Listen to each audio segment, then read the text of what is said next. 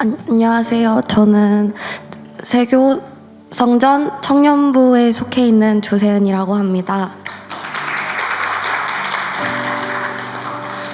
할렐루야. 부족한 저를 이 자리에 세워주시고 이 자리까지 인도하신 주님께 감사드리며 모든 영광 하나님께서 받으시기를 간절히 기도드립니다.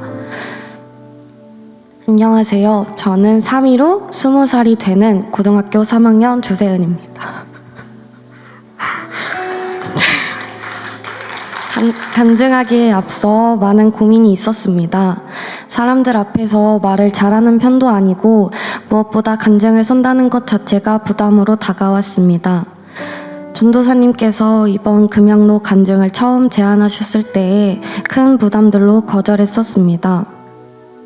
거절한 후 간증에 대해서 생각하던 중 제 마음속 내가 만난 하나님을 간증을 통해 전하고 싶다는 생각과 간증을 통해서 단 한 사람이라도 내가 만난 예수님을 느낀다면 또 마음의 문이 열린다면 정말 좋겠다는 생각들이 들었고 결단하는 마음으로 큰 용기를 내 이 자리에 서게 되었습니다. 다시 한번 모든 영광 하나님이 받으시길 기도합니다. 저는 태어날 때부터 엄마를 따라 교회에 다니기 시작하였습니다. 어렸을 때는 마냥 교회 친구들과 노는 것이 좋아서 교회를 열심히 다녔습니다. 그렇게 교회를 다니다 시간이 흘러 중고등학생 사춘기에 접어들게 되었습니다. 세상에는 교회보다 재미있는 것들이 너무 많았고 저는 조금씩 세상과 더 가까운 사람이 되어갔습니다.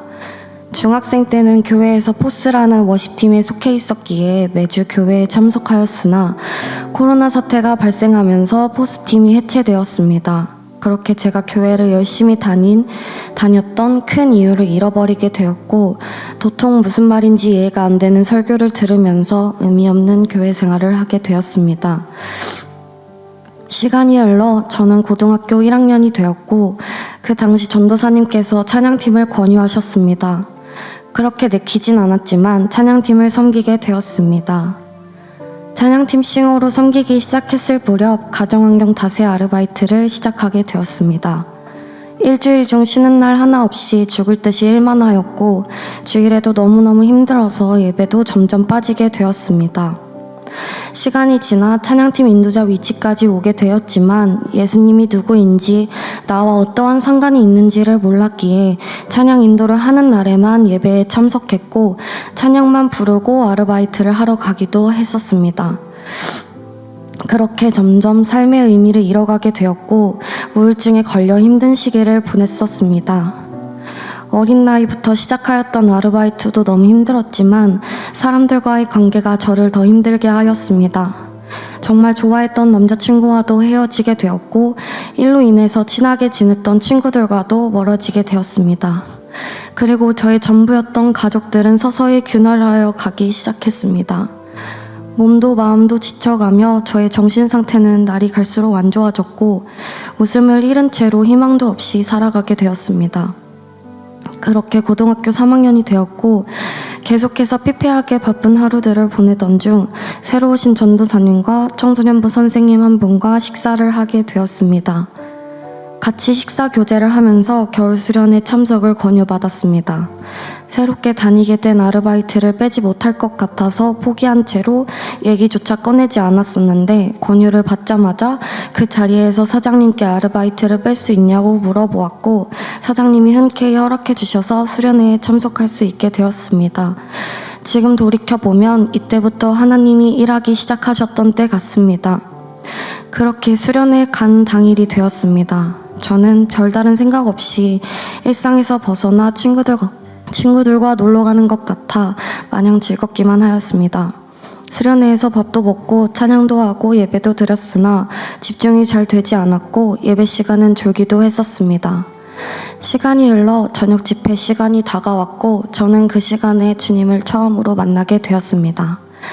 이상하리만큼 큰 찬양을 열심히 따라 부르게 되었고 기도 시간에는 주님께 울부짖으며 하나님을 간절히 찾았습니다. 무언가에 늘 얽매여 있는 듯한 느낌을 받으며 살아왔는데 하나님을 인격적으로 만나는 순간 그 모든 것이 해방되고 처음으로 진정한 자유함을 느끼게 되었습니다. 눈물이 주체하지 못할 정도로 흐르고 계속 주님께 부르짖으며 기도하느라 목은 찢어질 듯이 아팠지만 그럼에도 멈출 수 없었습니다. 너무너무 행복했고 또 감사한 마음이 들었습니다. 그렇게 수련회라는 짧은 시간 동안 하나님과 계속해서 교감하며 주님께 한 발짝 나아가는 시간을 가졌습니다. 수련회에서 만났던 하나님 그리고 뜨거움은 얼마 가지 못했습니다. 저는 다시 집으로 돌아와 삶이라는 현실과 마주쳤고 헤어졌었던 남자친구와도 다시 만나게 되었습니다.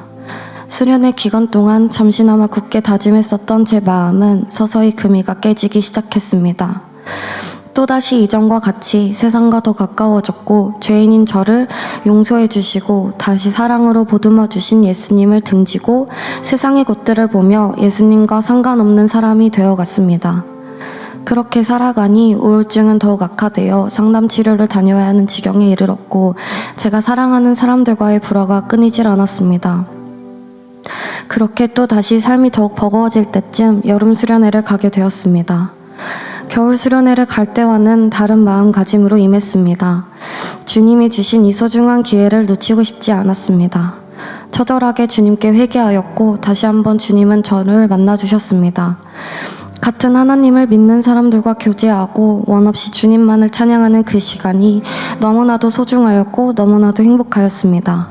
그렇기에 다시는 주님과 멀어진 삶을 살고 싶지 않았습니다. 삶으로 돌아와서 곰곰이 생각해본 결과 답은 하나였습니다. 주님과 더욱더 가까워지는 것. 그렇기에 말씀과 기도를 꾸준히 해야 한다는 사실을 알았고 실천하려 노력했습니다. 그와 더불어 예배의 시작인 찬양의 중요성을 조금씩 알게 되었고 하나님께 진정한 예배를 드리고 싶어 마음을 교정하기 시작했습니다. 일을 하느라 힘들었지만 청소년부 기도회에도 성실하게 참석하려 노력했습니다. 기도회에 참석하여 기도를 하던 중 찬양사역자의 부르심을 받게 되었습니다. 처음 부르심을 받았을 때에 단순히 찬양하는 기쁨에 너무 감사했습니다.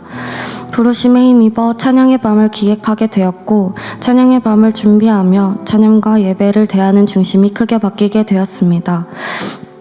매일 시편 말씀을 읽으며 전도사님들과 예배에 대한 중심들을 나누며 알아가기 시작했고 믿음의 친구들과 찬양 연습 전후에 뜨겁게 기도하며 예배와 찬양의 의미들을 조금씩 알아가게 되었습니다.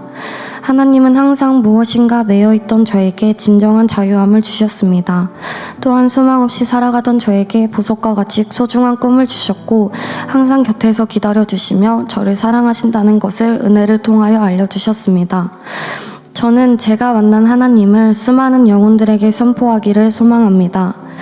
길 잃은 영혼들을 주님의 곁으로 인도하는 사람이 되기 위해 올해 한국침례신학대학교 신학과에 입학하게 됩니다. 앞으로의 과정 중에 많은 어려움과 시련들이 있을 수 있다는 생각들에 걱정과 두려움이 몰려올 때도 있습니다. 그러나 그 과정을 예수님 안에서 이기며 하나님을 선포하고 많은 영혼을 주님께로 돌이키는 찬양사역자가 되기를 소망합니다. 너무나도 부족하고 연약하지만 저의 연약함을 무기로 만드실 하나님을 기대하며 내가 만난 예수님을 전하는 보석과 같은 꿈을 이루는 소망을 바라보며 감사함으로 나아가길 원합니다. 제가 생각나실 때마다 많은 기도와 격려 부탁드립니다. 저의 모든 삶을 통해서 오직 하나님만 영광 받으시길 기도합니다. 들어주셔서 감사합니다.